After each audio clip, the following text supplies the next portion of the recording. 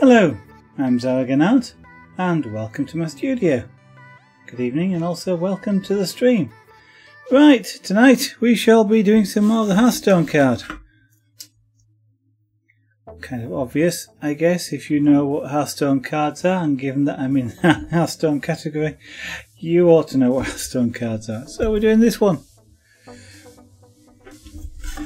We're getting closer to it being finished. So we'll get on with it.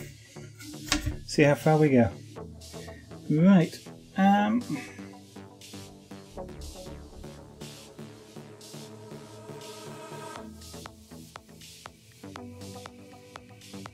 Yeah, okay. So select the right pen, switch it on, set the temperature. We'll go up to about there.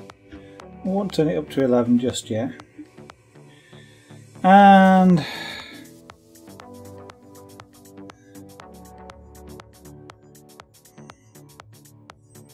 just kind of deciding what to do. Well, let's finish this bottom end here. That's going to be darker than that. Right.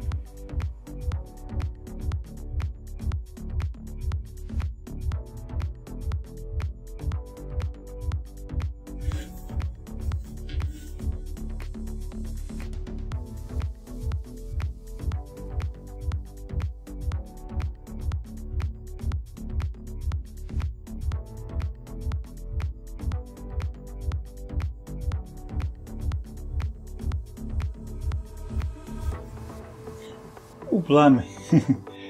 I forgot about that at the top of the screen. Top of the chat window. I was wondering what on earth was there just a second ago.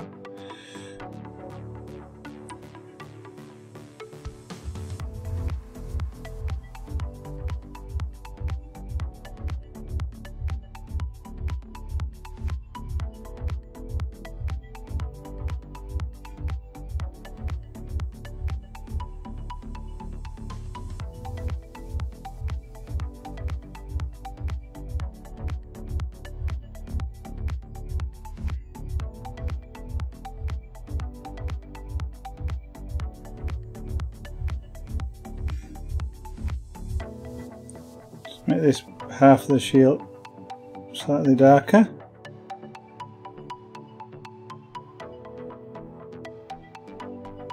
Then that half.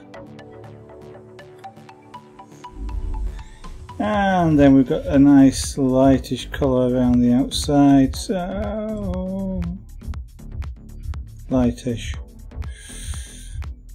This is where we start all sorts of difficulties with multiple tones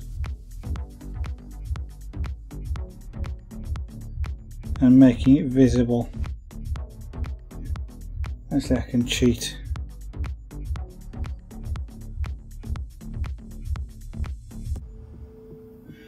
I can cheat a little.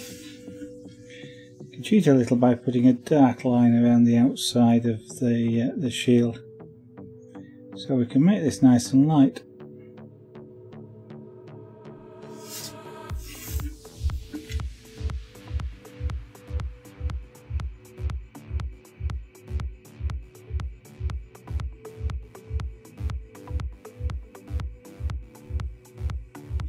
Now if I turn this over, pen over, what I can do is I can draw with the back at the point of it, or I can if I change my glasses and look at what I'm doing. That way I can see better.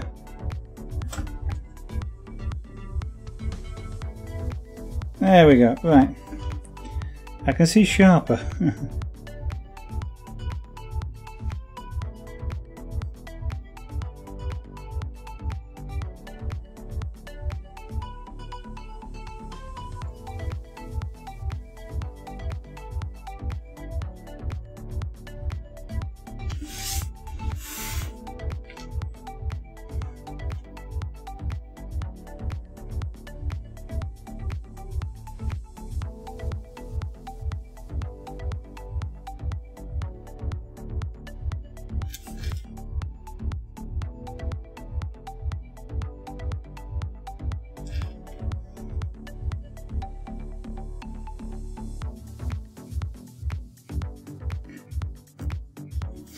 You know, there's kind of something to be said for the cartoon style. This isn't, but or isn't completely, but the cartoon style where there is an outline on things. It makes putting very light colours next to each other a lot easier. Right.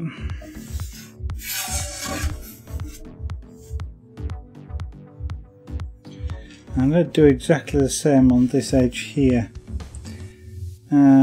Just because I also want this to be very light in there as well.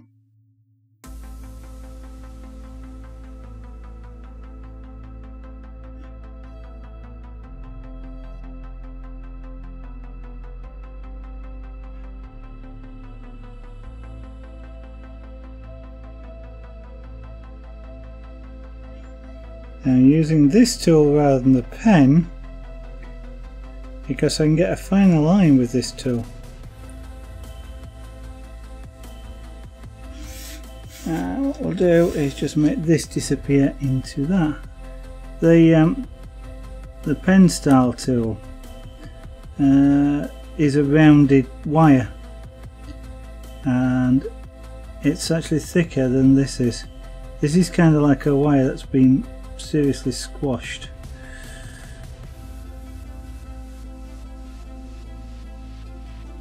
Which means it's really flat, and therefore I can get a really fine line from it. Now then,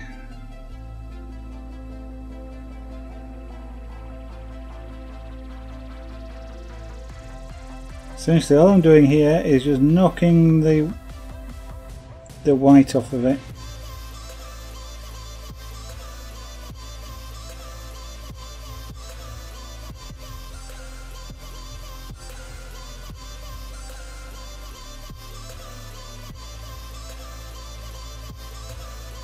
So working quite fast, as I don't actually want it to have too much heat.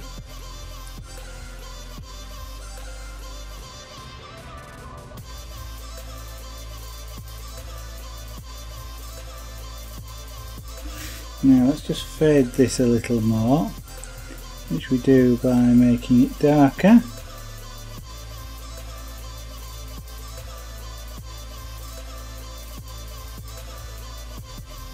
Like that.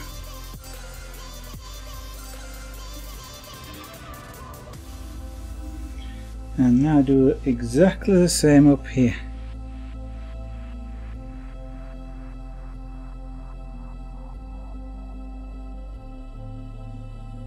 And I'm after the barest minimum of colour.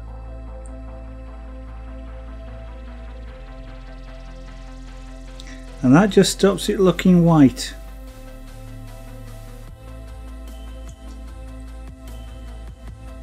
I do want it to look quite still quite bright. It's a light grey colour when it's in colour.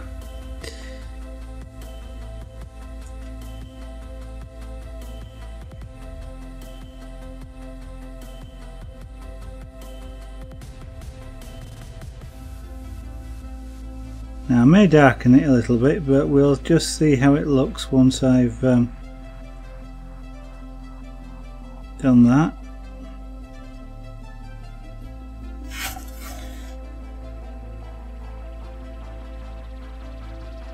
Okay, that's knocked the very bright white off it, which is what I was after.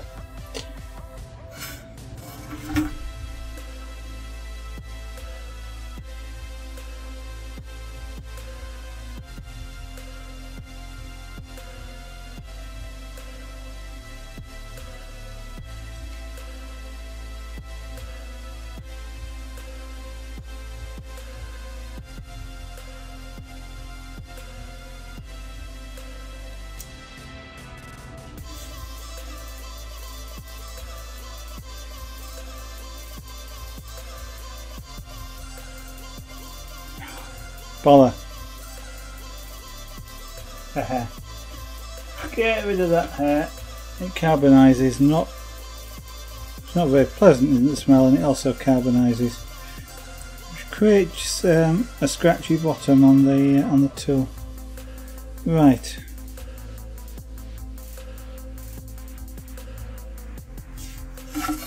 Next thing. Dragon.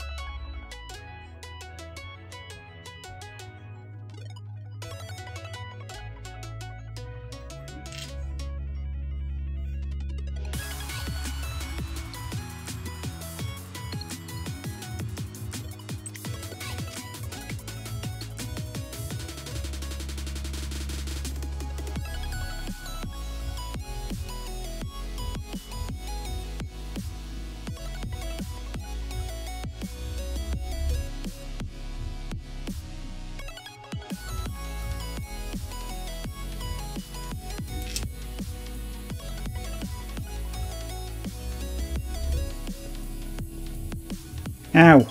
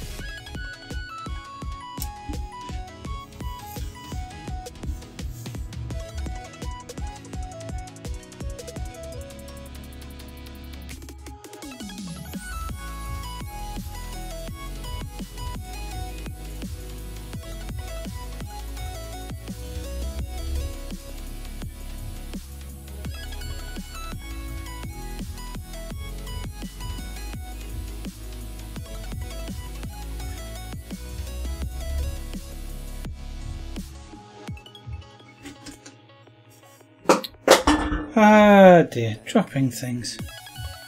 Wait me a second while I just pick it up.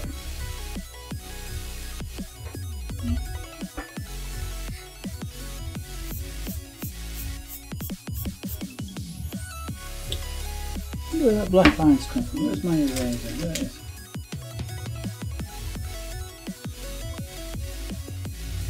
Cup of tea, that's nice.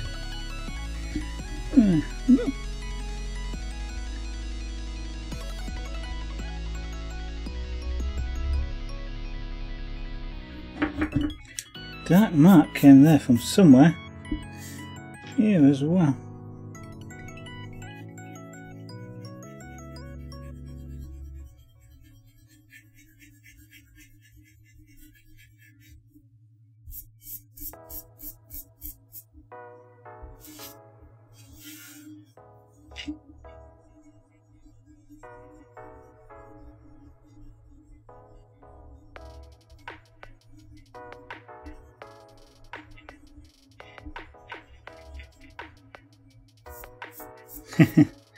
I just realised there's a little bit of pyrography down this side. Or it looks like a little bit of pyrography. Most likely what it is, because it's a toss-up between two things. One is there just happens to be an odd bit of colour in the grain. Or the second is it was caused by the bandsaw that, or the bandsaw that cut this, or the large saw that cut this with a hot blade. Although I am wondering if this was cut out with a guillotine. Sheets like this are sometimes cut out by guillotine. Right. That's one part of the dragon wing. Okay, the other bit is all the way across there to that point. And the darkest bit is there.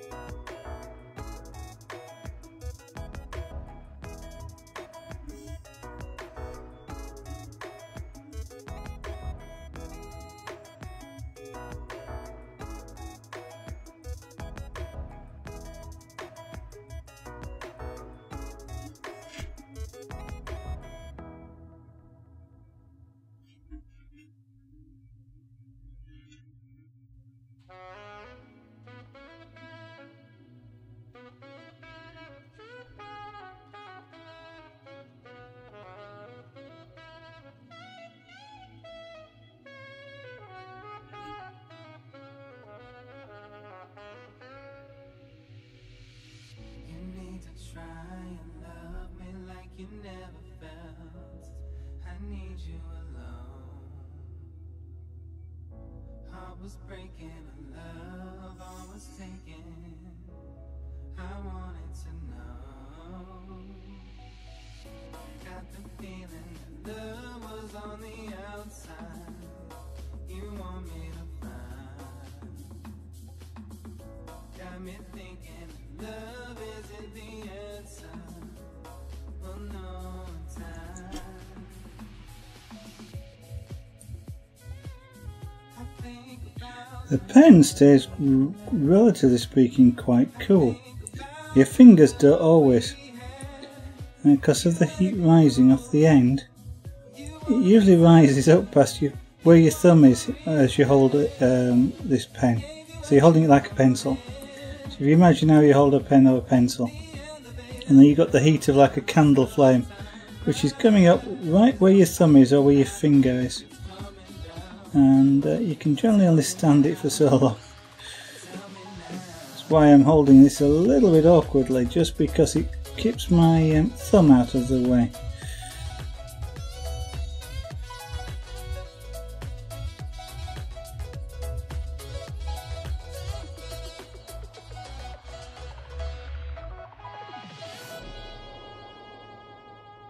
when you find someone, tell them how you feel. 'Cause tomorrow isn't promised, love is always honest. If you wanna find the real deal, relax your mind, just take it slow. No need to rush, just feel the flow. Right, good evening. Anybody that's watching? Welcome to my studio. I am Zaraganart, and this is Pyrography. In this case, creating art by cooking wood. I know pyrography is sometimes called wood burning, but you might have noticed there's no flames. I know you maybe came here looking for them, but unfortunately this doesn't get hot enough to create flames. Not even on paper, actually, and you can apply pyrography to paper.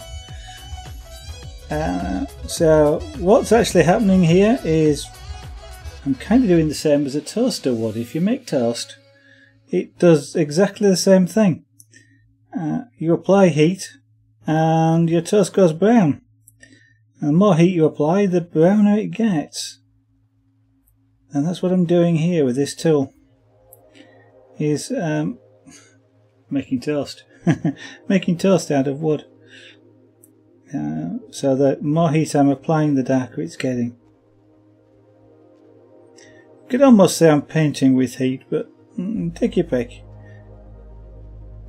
I just don't normally describe myself as wood burning, just because it's not. There are some artists that do burn wood. They use torches, and they do it on big pieces of wood.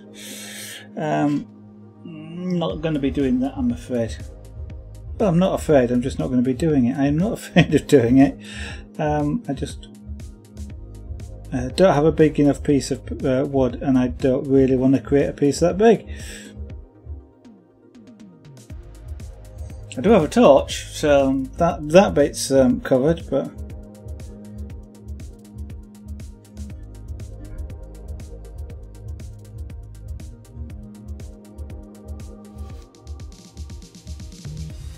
so how dark the wood goes depends on the quantity of heat that's transferred to the wood.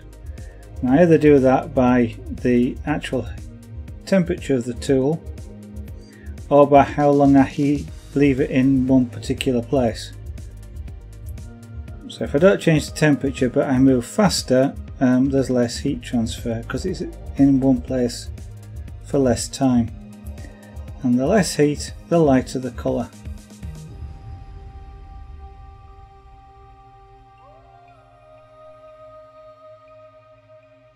So the image is made up by varying the amount of heat, i.e. how much I'm cooking the wood.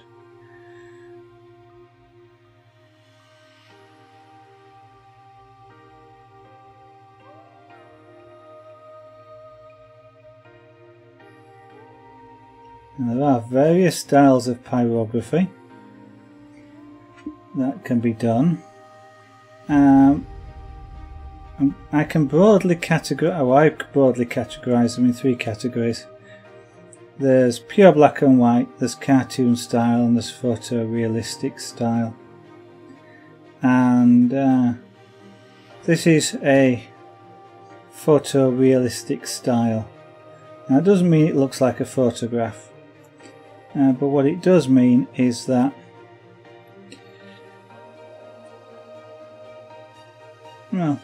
what it does mean is there's no outlines around everything. Everything is done using colour. All the shapes, all the edges are the colour. So it's like if you take a photograph, or you're looking at me now, I don't have a black line around me to outline me. You know, my shirt stops where it stops, and it's the same colour where it stops as it is anywhere else, other than shadows.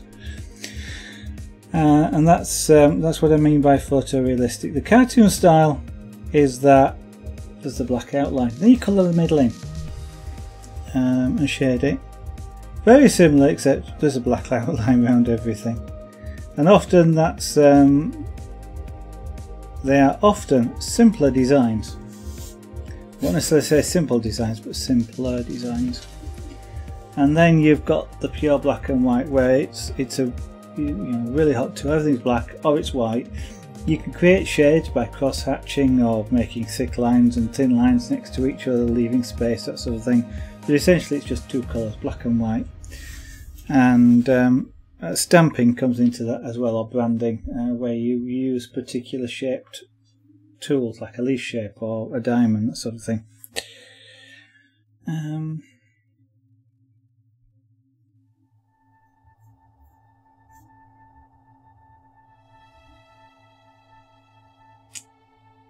Working out where I am on here. Okay.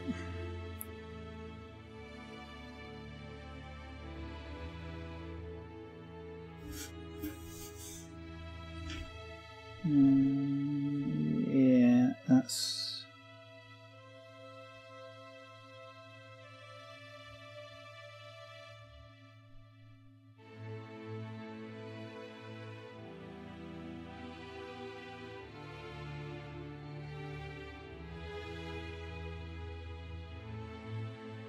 so I have to work with shading here to give me the effects that I'm looking for. Or trying to achieve anyway. Now, this isn't a perfect copy of a Hearthstone card, by the way. It's a representation. It's a significant amount of effort to do detail, which can take tens of hours. And I'm not looking for that level of detail on this particular piece. So I'm looking to represent it, not replicate it.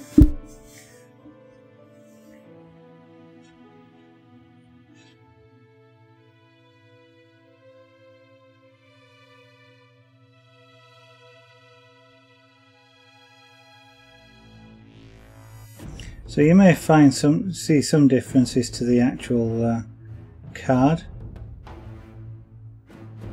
and that's primarily the reason why there will be differences.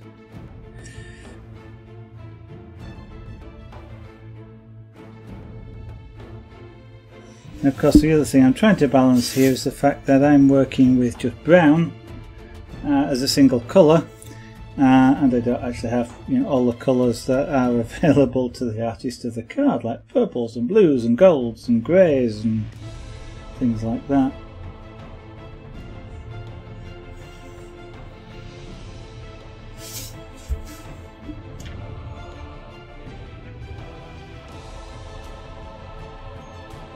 Yeah, okay.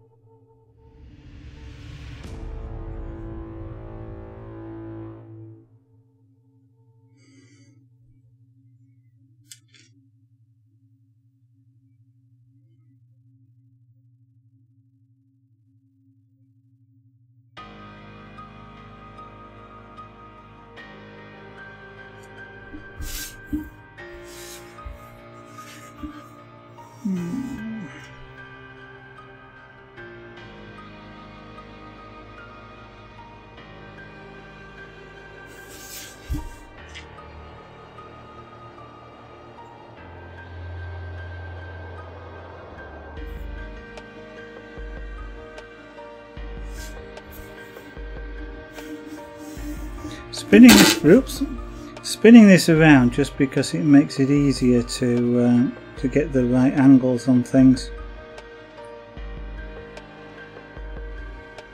Your hand naturally twists in certain ways or bends in certain ways, but also sometimes there's more room to get the tool in a particular location.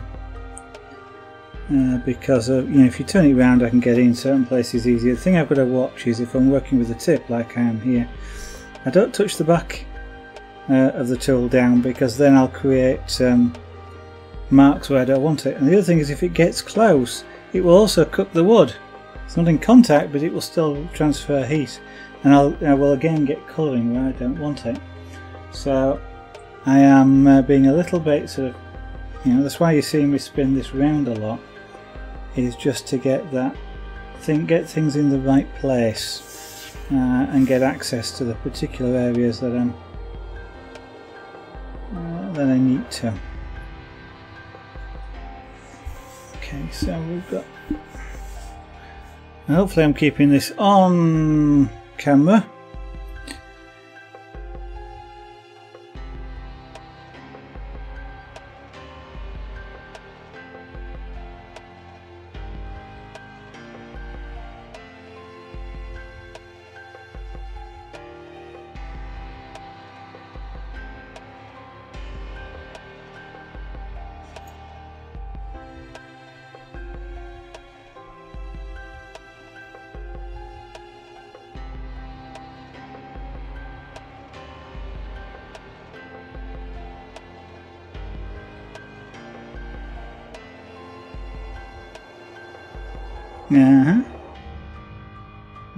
Okay.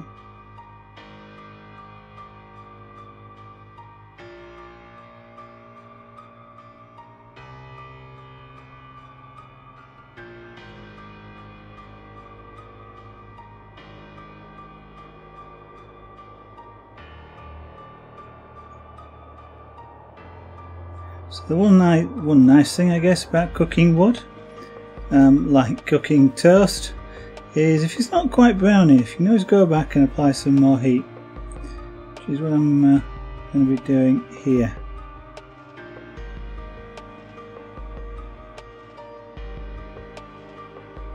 So I just make another pass, go over the top. I can do this 3 or 4 times, getting it darker each time, until I achieve a colour that I'm happy with.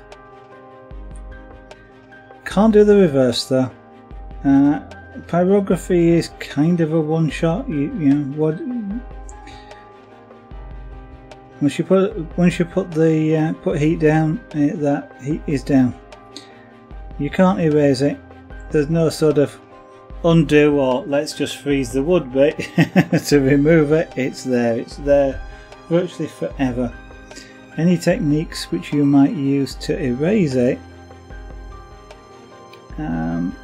really don't. Most techniques of erasing involve scraping or scratching the surface in some way, and when you do that, you change the surface texture, and if you apply pyrography over the top again, it becomes, well, it's still visible.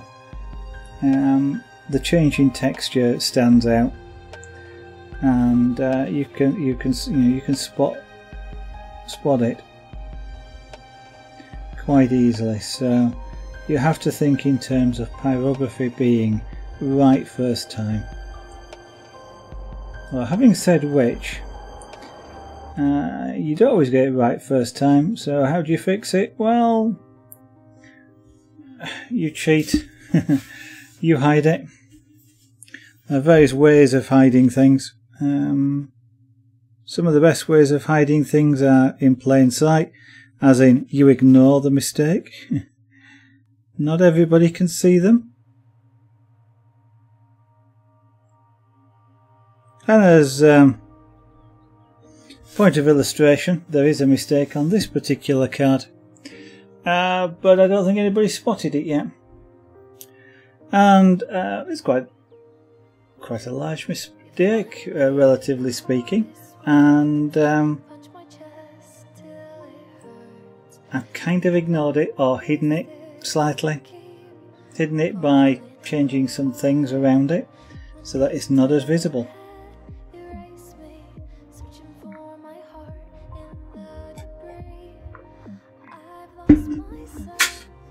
What just fell off? Oh!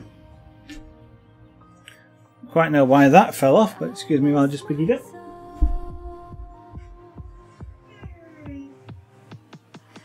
And my chainmail bracelet. See, this is micro mail. There's over 500 rings in this, and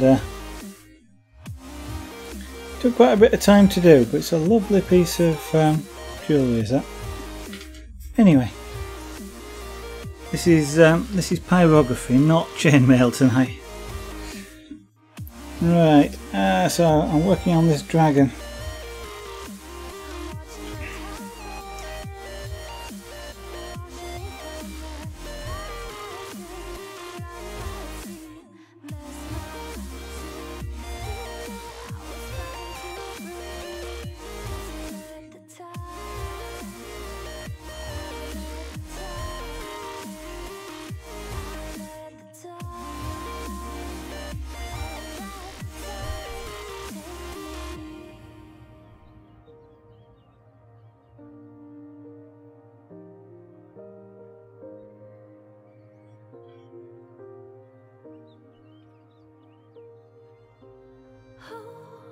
I'm spinning and everything is confusing.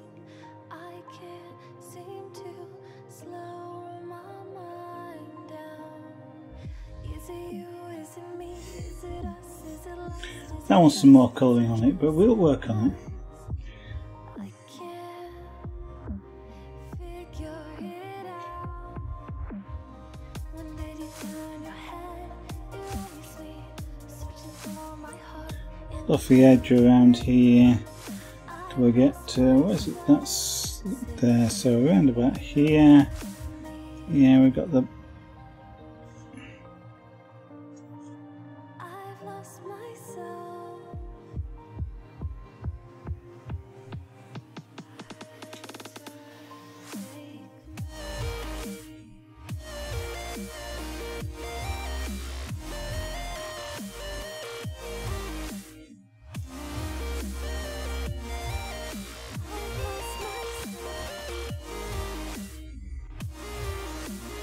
And then this all around here gets it all gets quite dark really around here.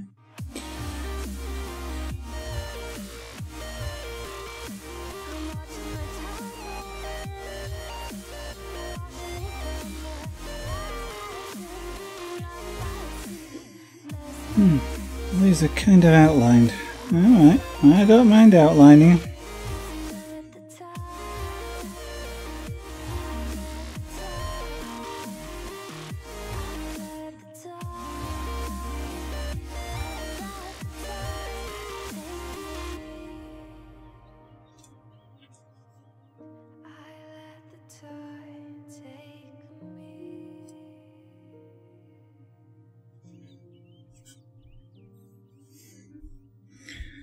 Right, so I'm going to use the back of this tool, or the point.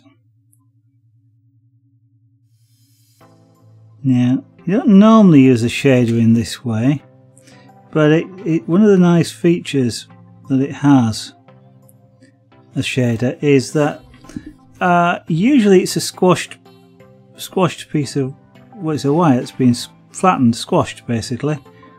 Probably done with a hydraulic press because it's quite thin, and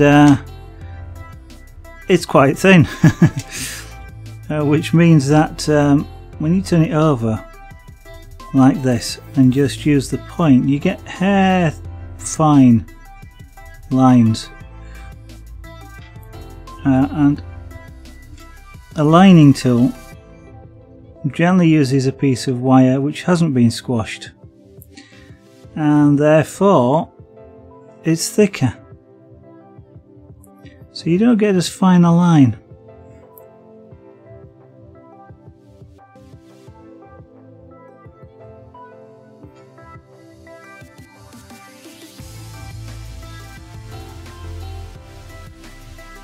So although I'm doing something that I wouldn't normally use this tool for, it works quite nicely in that way. Right, so now we colour these claws in a little bit. We'll probably add a bit of shading to them in a while, but we'll give them a bit of colour.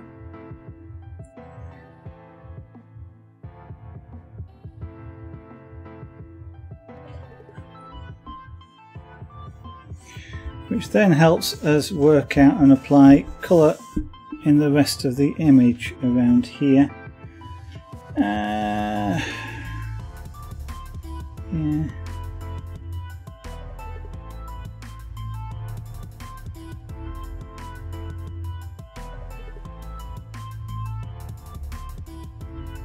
I was talking earlier about the heat of the base or the heel of this, and that's what's occurring around here, but since I want that dark anyway, I'm actually not bothered in this particular circumstance.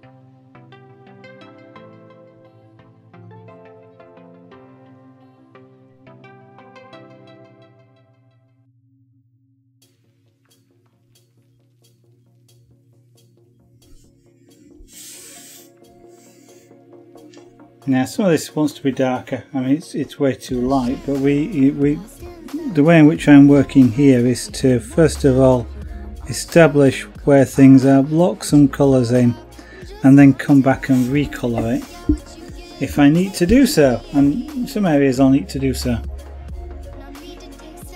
Turning it around, as I said before, making it easier for me to get into certain places.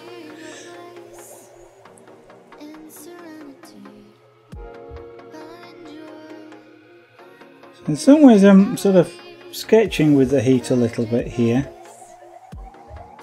to get me rough outlines of where I actually want colour, and then I'll darken it.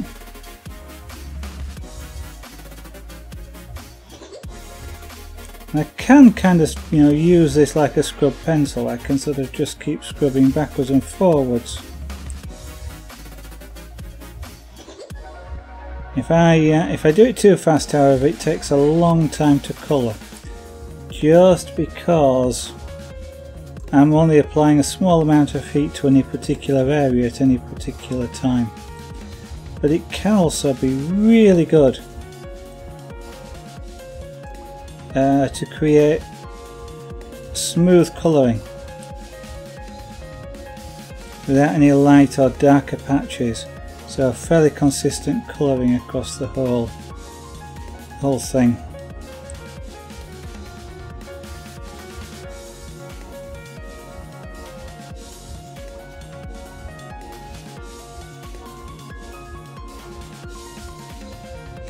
Now, cooking it slowly can mean you get a darker colour as well,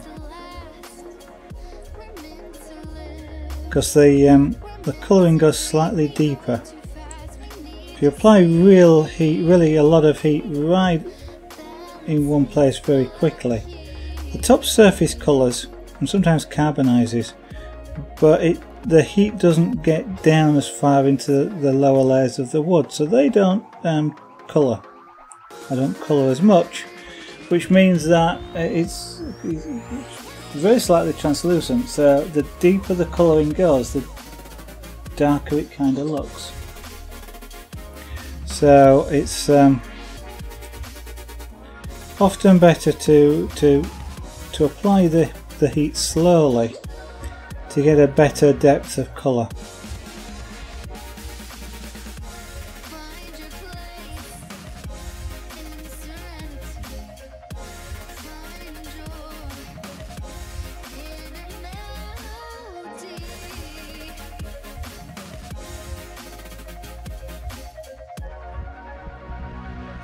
Now, if you've seen pyrography on the internet, you've probably seen it on YouTube, and you've probably seen something like this done in about 20 minutes.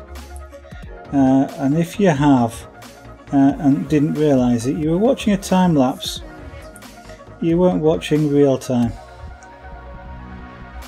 I'm not using the highest heat possible here, but I'm sort of well on the way to the hottest that this tool will get.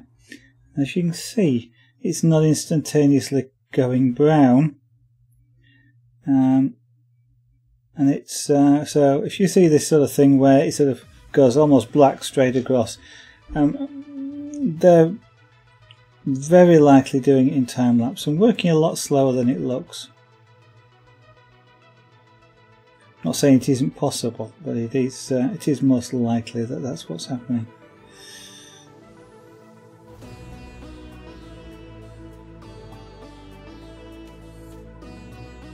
Something this size can take, well, does take several hours to apply pyrography to.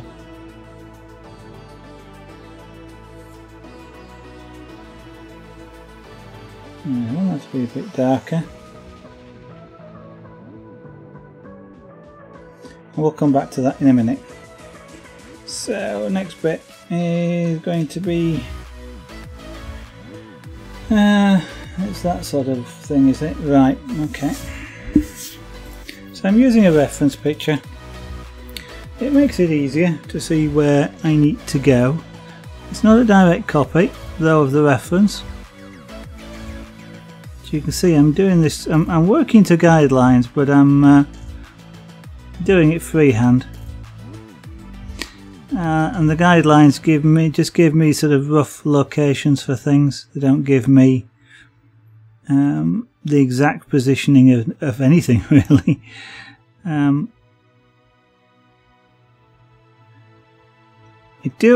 Whilst I can apply pyrography freehand, something this size, it's always a good idea to have some sort of guideline, because otherwise, just to help lay out things. And what I usually do is I'll use a piece of paper first, and I'll either, it depends on whether I'm hand drawing or whether I'm using an existing image as the guidelines. But I will draw it out on paper, or it will be on paper first, and then having got the image on paper, I'll use a trace down material. It's not carbon paper, but it's similar, and trace it down onto the piece of wood. Now, one of the main reasons for doing that is if I draw on this piece of wood, it's really hard to erase the pencil marks, and if I try, two things happen. One is it often leaves bits of grey in the grain, so the pencil sort of hangs around. The second one is it can disturb the surface texture, which then when I apply pyrography over the top doesn't look quite right. But if I don't get rid of the pencil marks, what happens is they get cooked in, the browning here, when it cooks the wood, it has an effect of laying a glaze over the top. Must be like putting varnish over the top of pencil marks. Once you put the varnish over, they're stuck. You can't get rid of them. And so the less pencil marks, the less markings you've got on the wood when you start pyrography, the better. And often, I don't need to do it particularly on this one, but on some pieces I am erasing the lines as I'm doing a little bit of pyrography, erase a line, do a little bit more, just so that I can get rid of the markings before I apply that pyrography. It's more important when you're doing really light shades than when you're doing really dark ones. Really dark ones just hide the mark anyway. Which is kind of what's happening up here around this dragon, which is why I'm not particularly going around with my eraser. Now then, I want this to be quite dark. So I'm going to apply quite a bit of heat by just slowing down.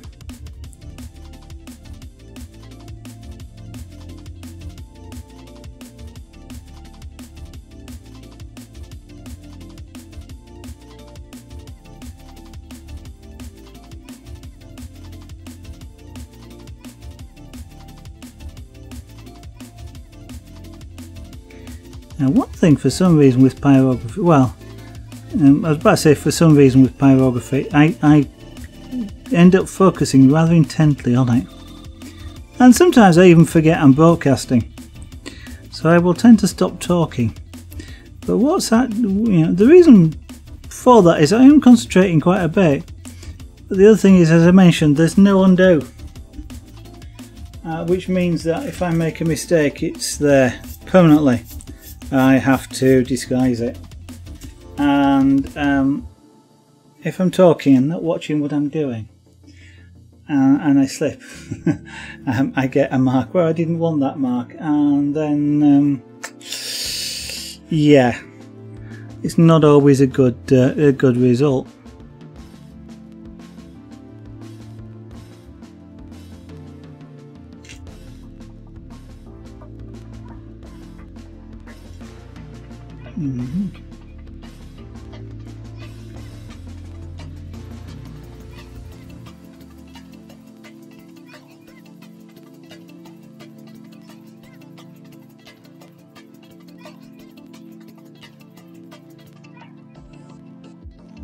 These areas need to be darker. Ow.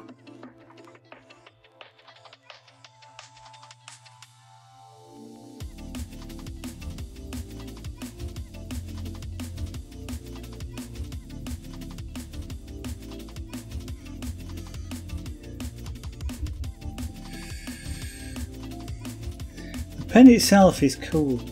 Obviously it's cold, but it's cool.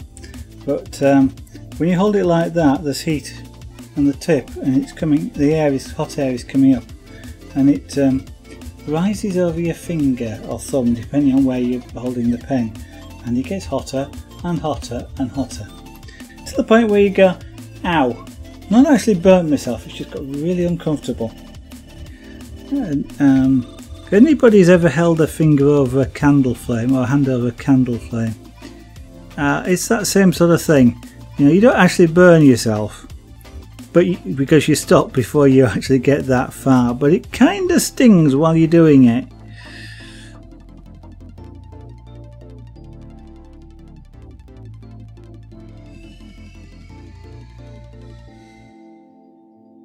Now down the centre of this is a highlight. So I'm not applying pyrography in this whitish sort of area here, a light coloured area here. So it acts like a highlight, makes it look like it's nearer towards you, and so you start to see a three-dimensional shape because of it.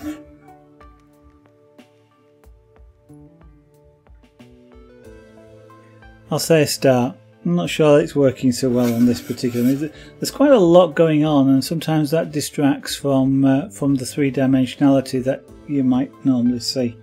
But it's not particularly an issue. It's a two-dimensional card, so right. Okay, and again we've got a dark line around here, so I can do this in one pass. I just slow down with the tool.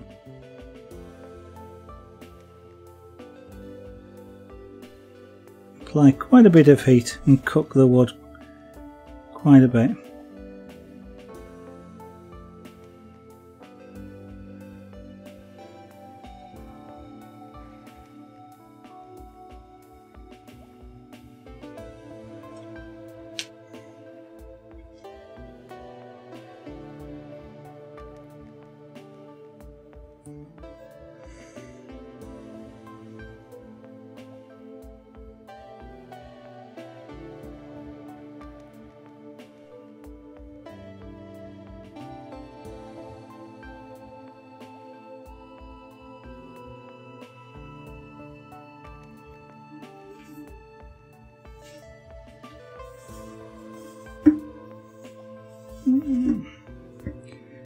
Now, one thing I will do here before I finish this area is the highlight.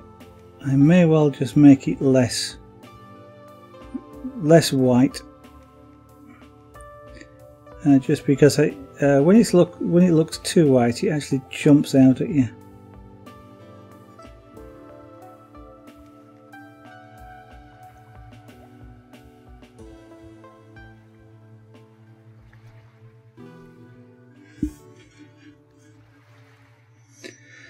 Actually, that's a bit thick as well, so let's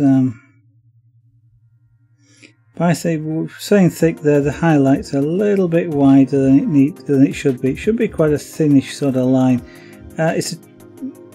Looking at the way it's shaded, these are like triangles, so it's like the top of the triangle, which would of course be close to being a point.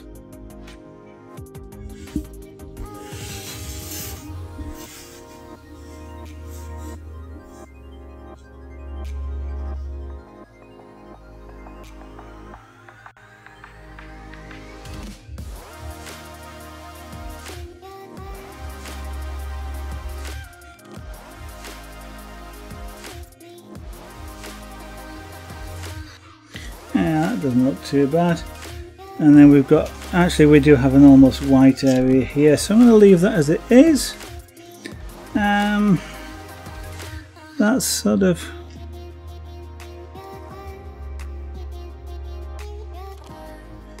the edge of the wing, so let's tighten that up and make it a sharper edge.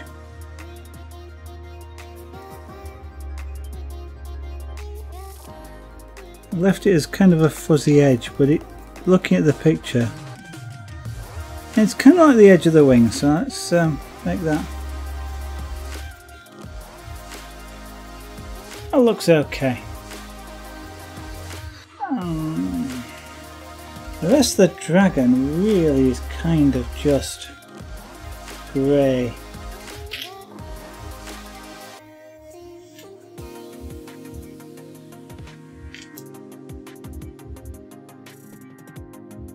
He's outlined. Okay, let's switch pens. The dragon is outlined, so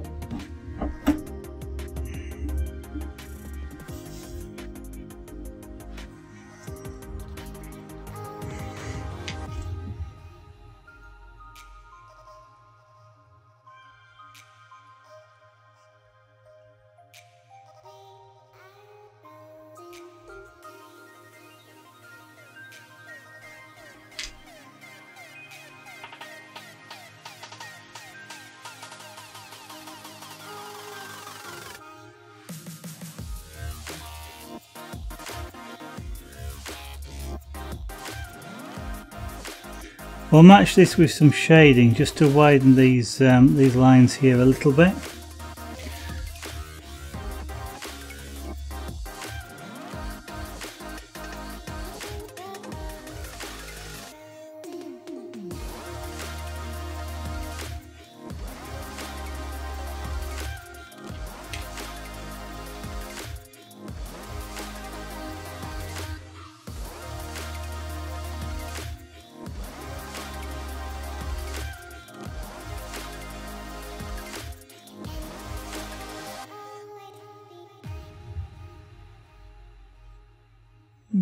line somewhere. Yeah, this is where it gets a little bit interesting, because what I've now got to do is do some freehand.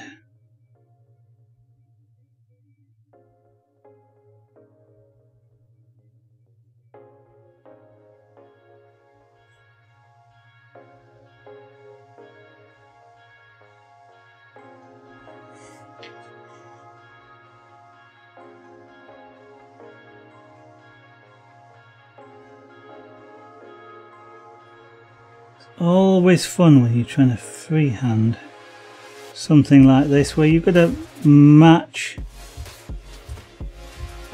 the lines where the lines actually are.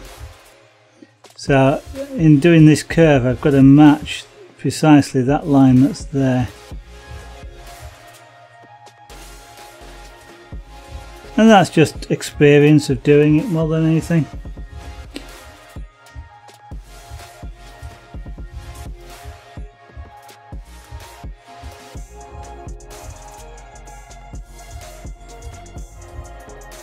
Sometimes it's a bit daunting.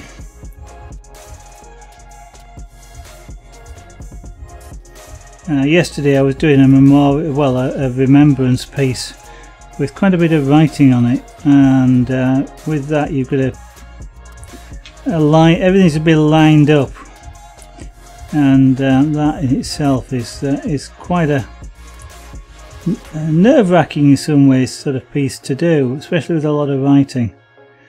Because if you make a mistake, it's kind of like bye bye piece, let's start again.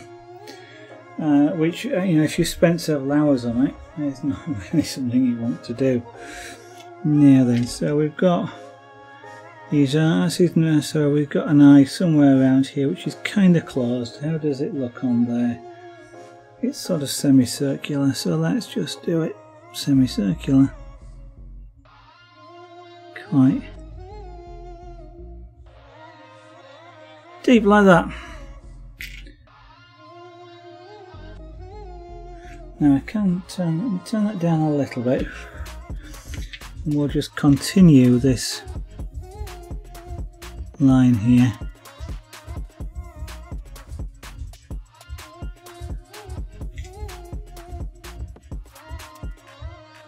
And we can go with a slightly finer line, sorry, slightly lighter line, not fine line. And just do the other side of these spines.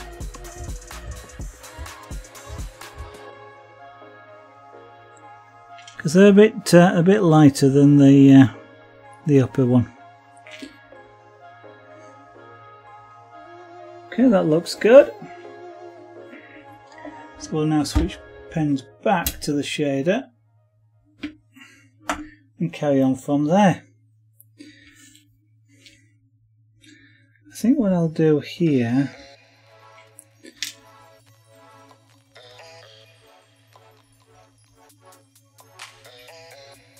let's start by adding in just a rough base colour,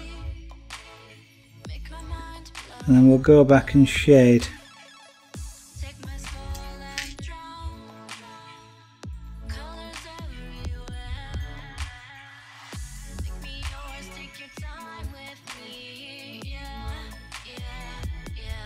One thing I often find when I'm working with pyrography is that the white areas can fool me into just how light or dark things are around it, and things can look odd. They can look the wrong shape, or even the wrong shape, certainly the wrong colour, and they'll look the wrong shape sometimes just because of something that's white too close. And so one of the things I like to do, if I can, is just fill in any white areas that don't want to be white. And by white in this particular case I mean wood colours, but you will be seeing this probably as white. That's somewhat of a trick of the eye or the brain, in that it looks at contrasts And so whilst this area is wood coloured, because this bit next to it isn't, your eye is kind of getting fooled, or your brain is getting fooled, and it tends to see it as white.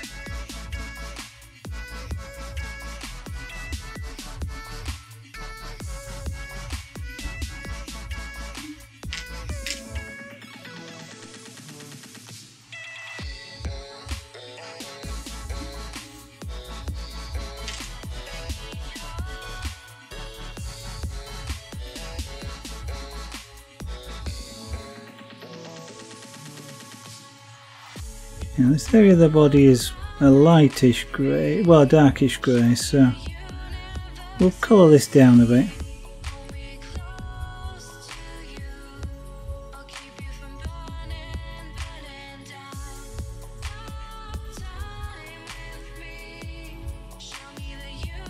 So whilst I'm doing this, you're seeing me doing pyrography at the moment. It does say below the stream window that it's a variety stream. You might be wondering why, although I guess some of the other panels, if you've read down that far, do give away an indication as to why it's a variety stream. I do at least 4 other crafts on stream from time to time. Wood carving, punchcraft, jewellery, chainmail, scraper board, as well as the pyrography. And recently we've been doing things like glass engraving and airbrushing as well. Something called magic dots as well, which is extremely relaxing. It's just putting little plastic dots on a piece of paper, which I say on a material backing, which is being glued. But it's quite good fun to do anyway. I don't know about watch.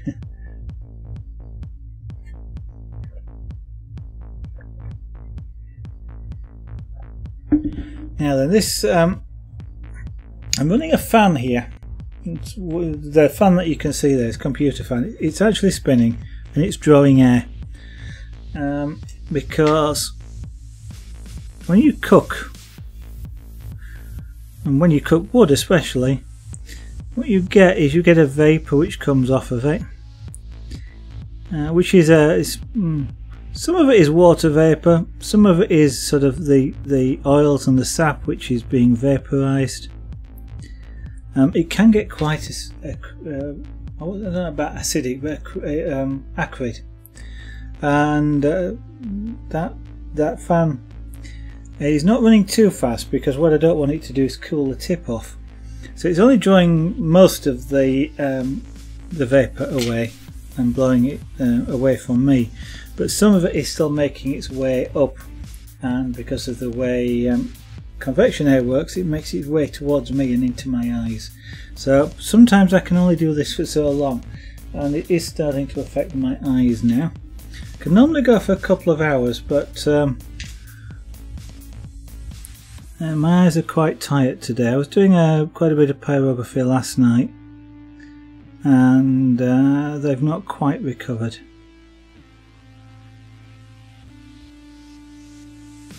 I guess what I ought to do is arrange a fan sort of here at this level, which might be a good idea, which I shall have to have a think about how to do that.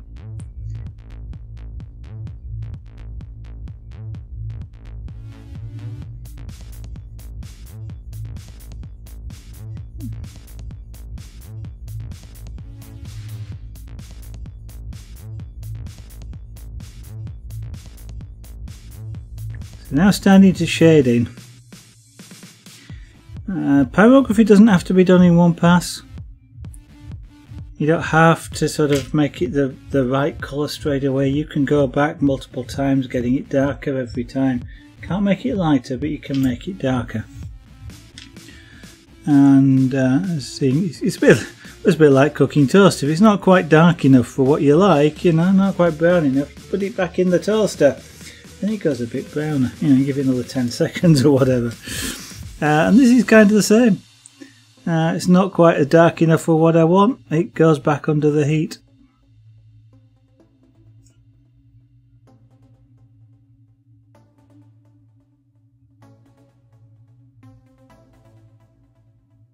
Incidentally, you can apply a sort of a pyrography to toast. I mean, literally, you can apply pyrography to toast. You can take a pyrographic pen and apply it to bread, or even to toast, that matter, and make it go browner. But one interesting technique, if you feel so inclined with toast, if you take something that's got a fairly sharpish edge, not a knife, but something that won't exactly cut bread. So like here, for example, I've just got the back end of a scalpel, but it might be a thin spoon or something like that. If you push down on bread with the tool, so you squash it slightly, basically, like you might do between your fingers, you can draw something. When you put it in the toaster, that channel that you've cut or made will come out browner.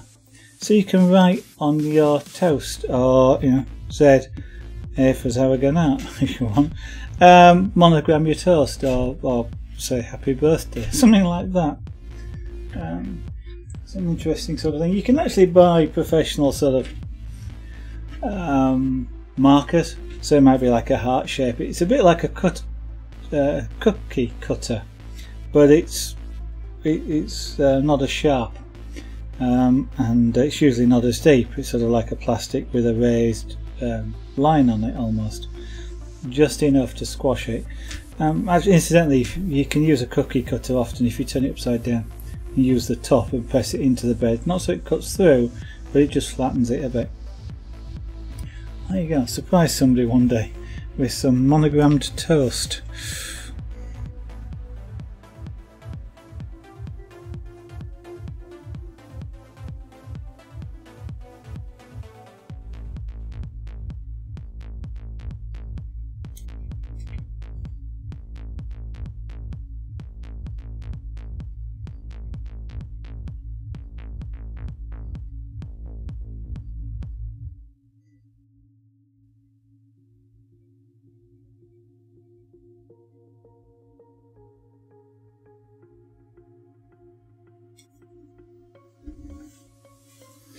Yeah, that's almost all the way down there.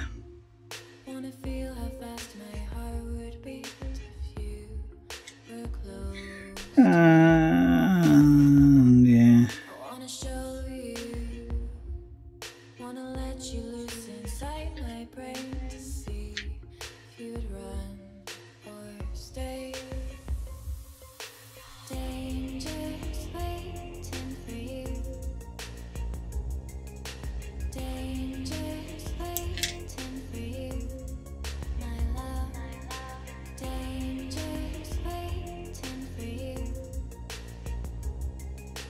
Danger's waiting for you, my love.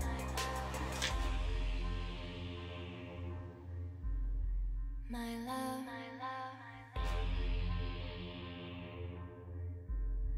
My love.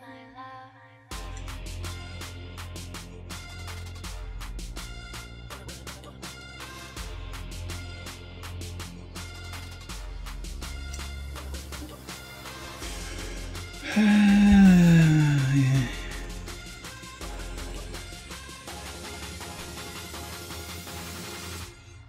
My love.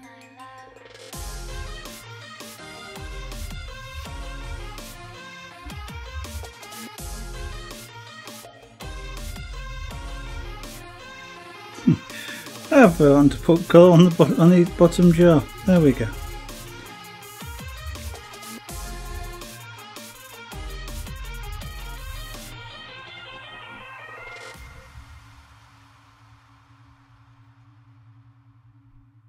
I wanna know you, wanna feel how fast my heart would beat if you were close to me. I wanna show you, wanna let you loose inside my brain to see if you'd run or stay. It's altogether a bit bright at the moment. Let's just darken some of these areas down a bit.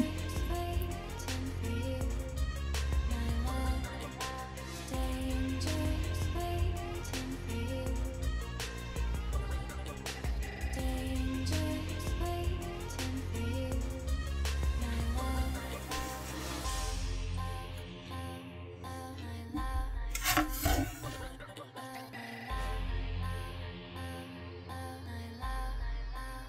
Now it's starting to look a little bit more dragon-like. Or dragonette. I'm not quite sure. Is it? What's a small dragon? Sort of a lizard with wings, almost. I mean, if it's a bit small for a dragon, I guess, so it has to be a dragonette. But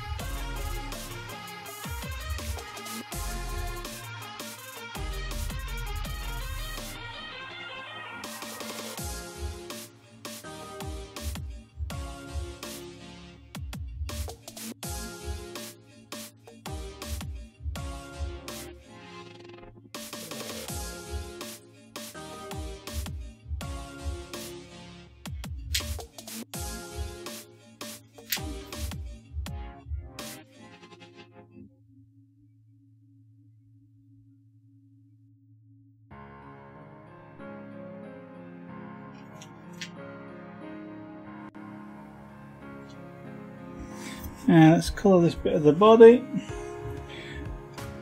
The white is too white. It's very light there, but white's too light.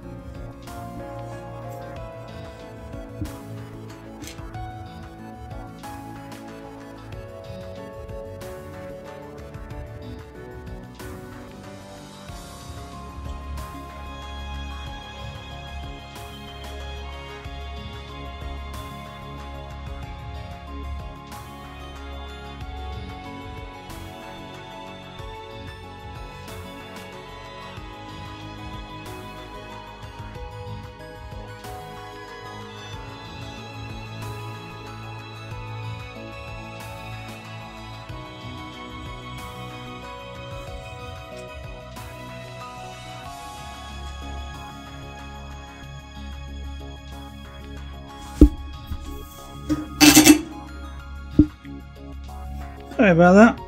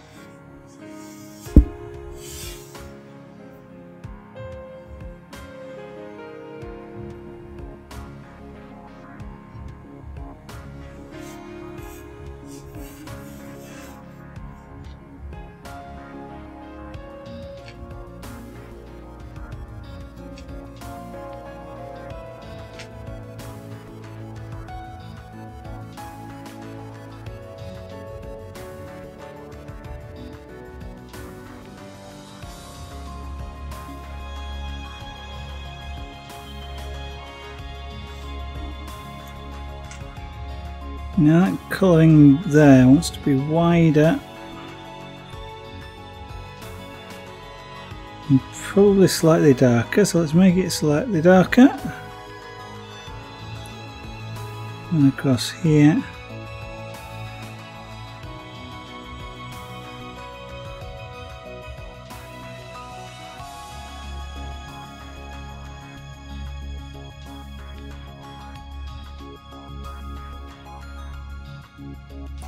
Just that slight white outline down the body there. Might come back to that a little bit. Often revisit bits of it as we go along.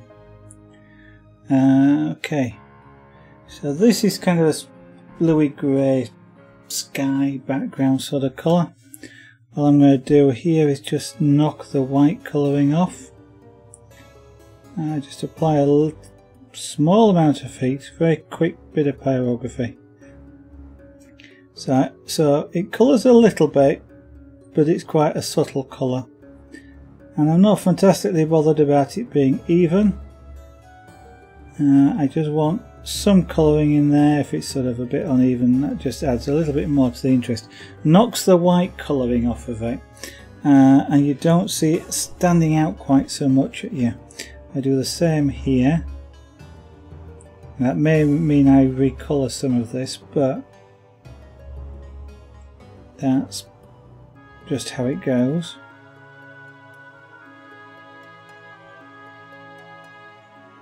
I'm just knocking the peak white off.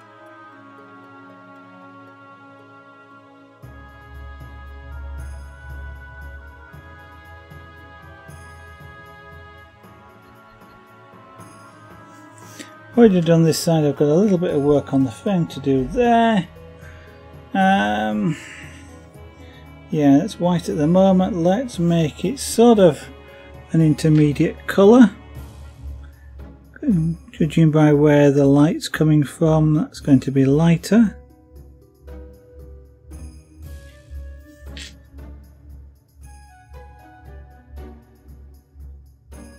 There we go. That's the main part of the frame done.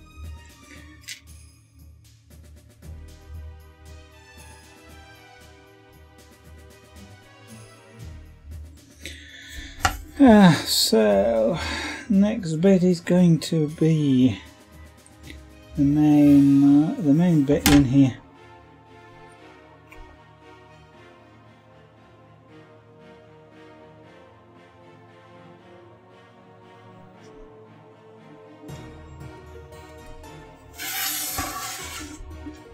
This wants to be a little bit thicker.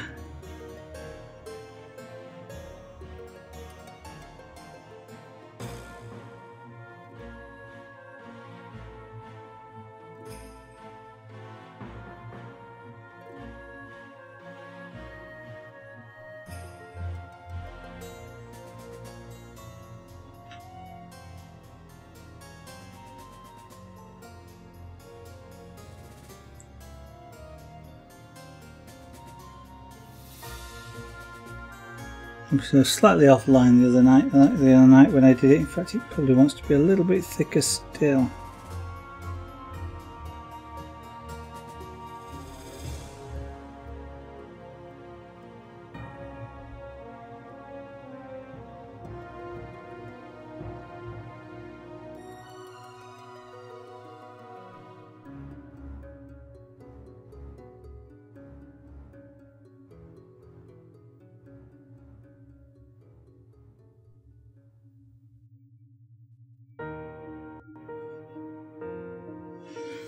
Okay, I was thinking about doing a bit of that framing, but what I'm going to do is I'm going to leave that for another stream, I think.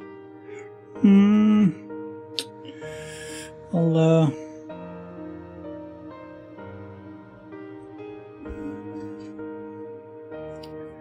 okay, I am kind of deciding, I think. Right. Let's do a little bit. I'm just kind of want to do a bit more, but I kind of don't.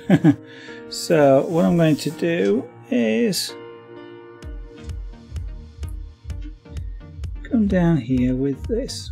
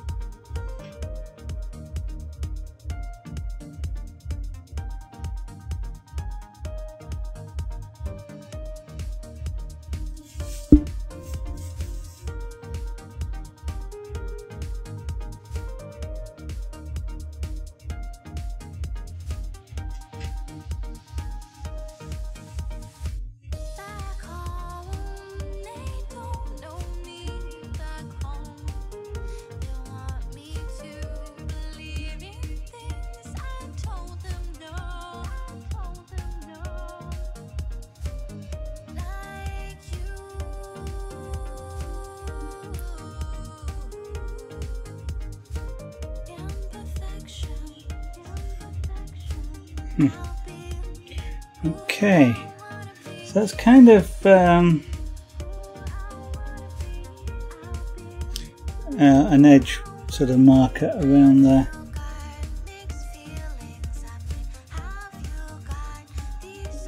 I think in practice it's probably a groove in the stone, but right. Now this side of it, I want to be fairly light, very light actually.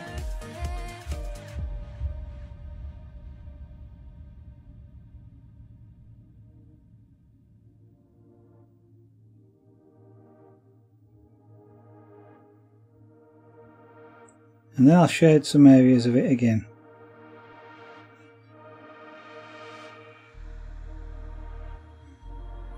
And just inside of this will be another frame,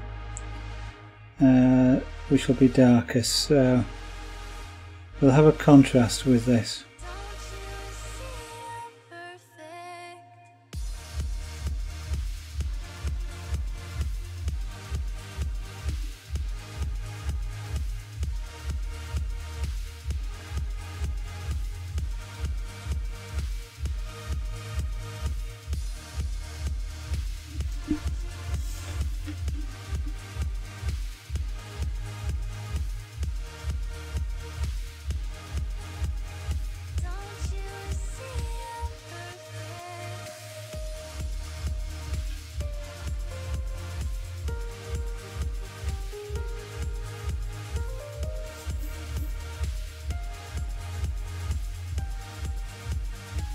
Now I don't need to worry about going over the claws. At most it'll just cook the wood a little bit more and make them slightly darker, but that's okay.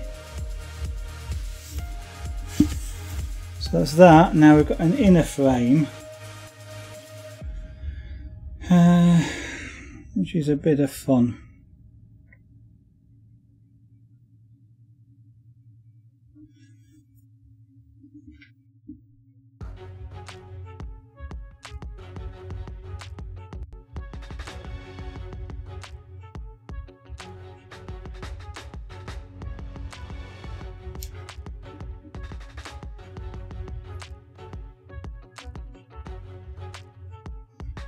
And now I'm trying to maintain a constant colour,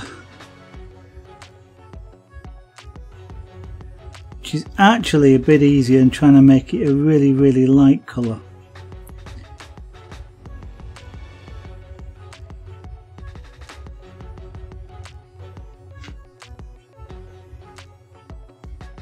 Really light colours happen quite quickly, and start to become darker quite quickly. But once they have started to become darker, then the rate of change slows down. So maintaining a consistent slightly darker colour is easier than getting something that's just changed colour to catch it and to make it a smooth colour across quite a large area.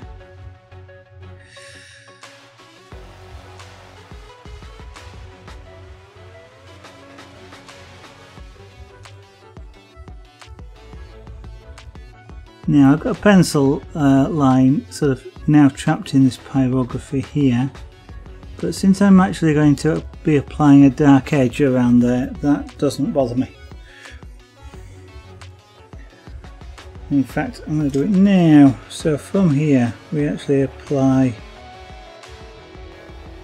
more heat, because this is in shadow. So this is it. This is a shadow.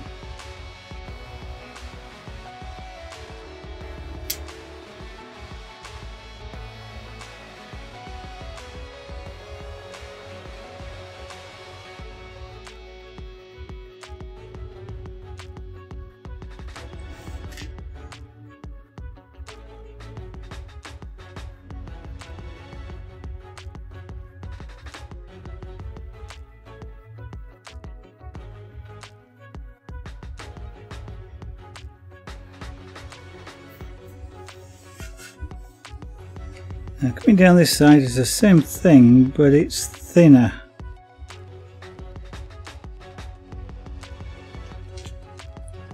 So I have to hold my pen more vertically so I'm not putting as much of the pen onto the surface of the wood. In fact, what I probably should do is get a smaller shader out, or even a spoon shader, but by the time I've done that, even though there's one on the desk next to me, I can almost have finished this, so I won't be bothering. Now the light's from up here, which is why this is a somewhat sharper. Sorry, the light must be from over here, which is why this is a somewhat of a sharper shadow.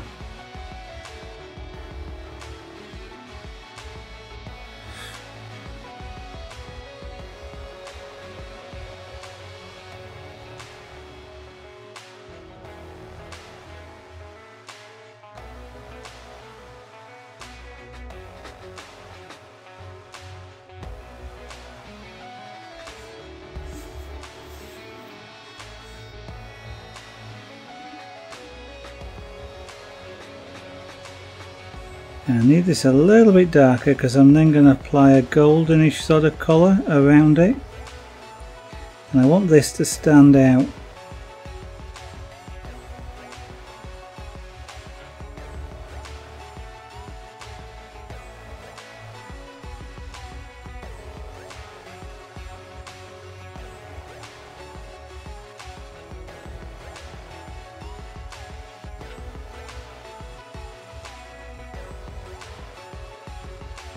Now in some ways what I'm doing is avoiding doing the character in the middle.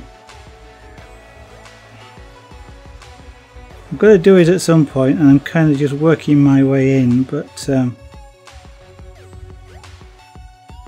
sometimes doing things like that are a bit daunting, so I'm taking my time doing it. Now then, so what we do now is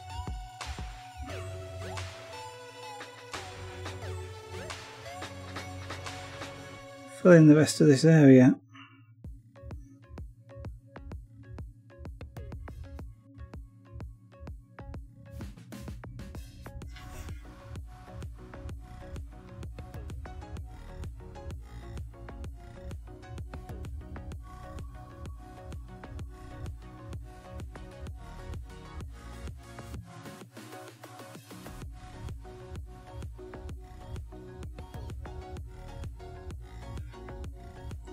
Again, trying to keep it light, so we've got a slight colour change to the channel, to that channel area that's there.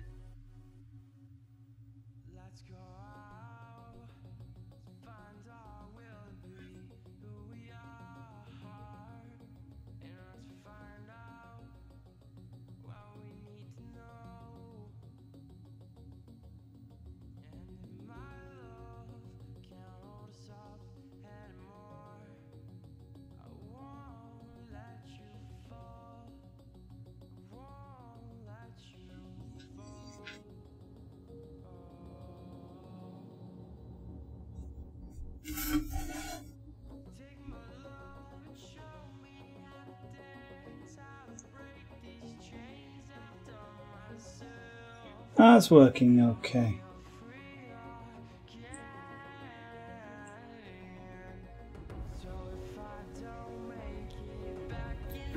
Now that white bit around there is too wide, which is what I thought it might be, so we're going to make that somewhat smaller.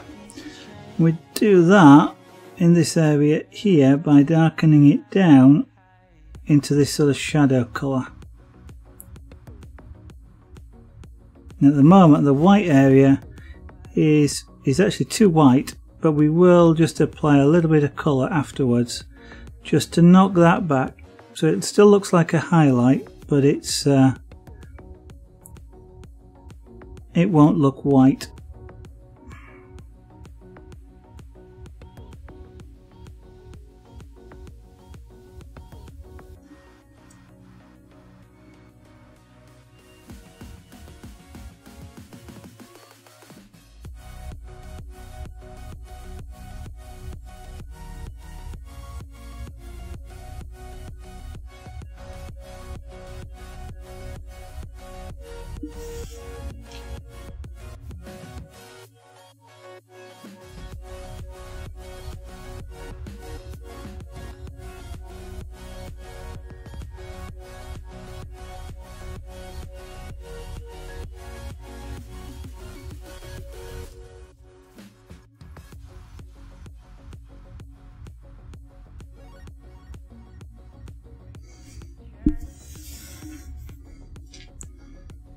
And just continue it down this other side as well to make the same width on both sides.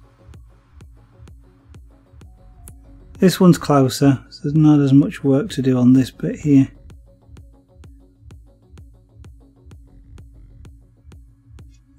Okay. And then we take the colouring that I was doing across the top of here.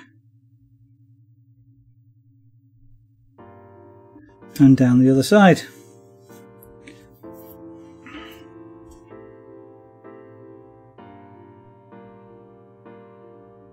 So this is this particular colour I'm doing or arriving at here is particularly on this particular piece of wood is a nice golden colour.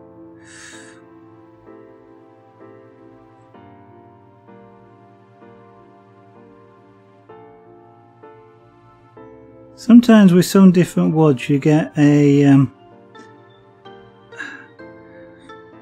colour that it likes to be. It's not quite the right description because it sort of isn't trying to be, but it's kind of a nice saturated colour. It looks nice and rich and fairly easy to achieve. And this goldenish sort of colour, which is a little bit darker than this, is one for this piece of wood. It varies certainly by wood. It's probably to do with the makeup of the sap that's in the wood, but don't actually know.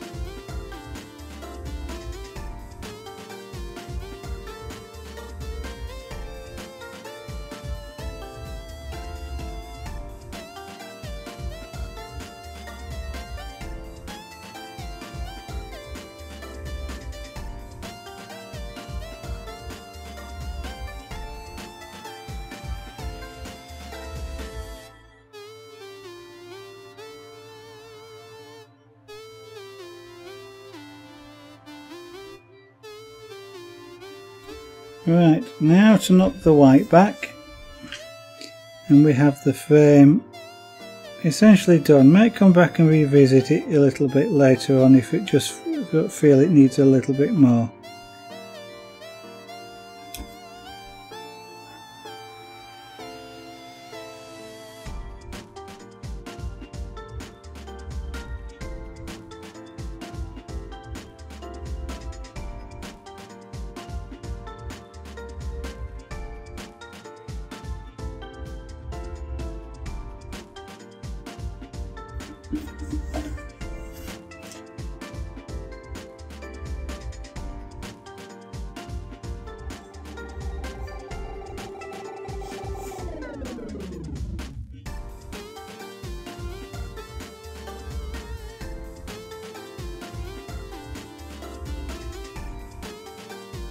Right, and the final bit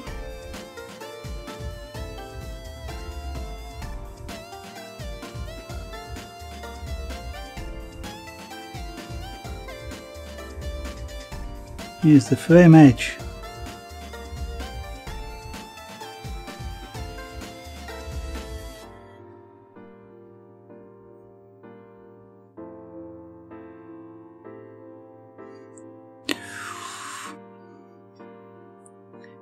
Whenever you hold the pen really vertically like this, you always get hot fingers.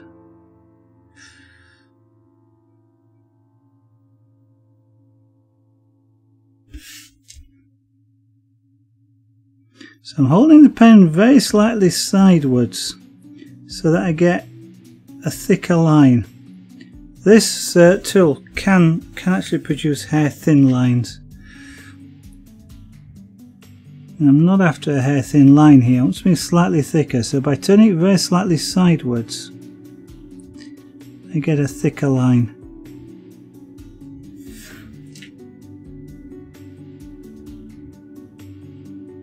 Which means I can adjust the thickness that I want. In this particular case I'm leaving the pencil line there. And what it does is it adds a little bit more colour and darkness. Quite a fine one though.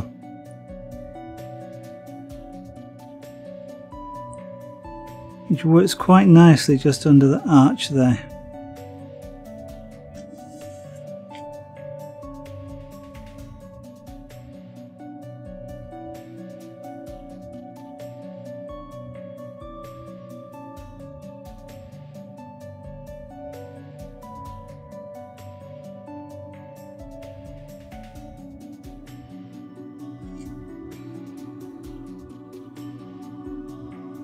There.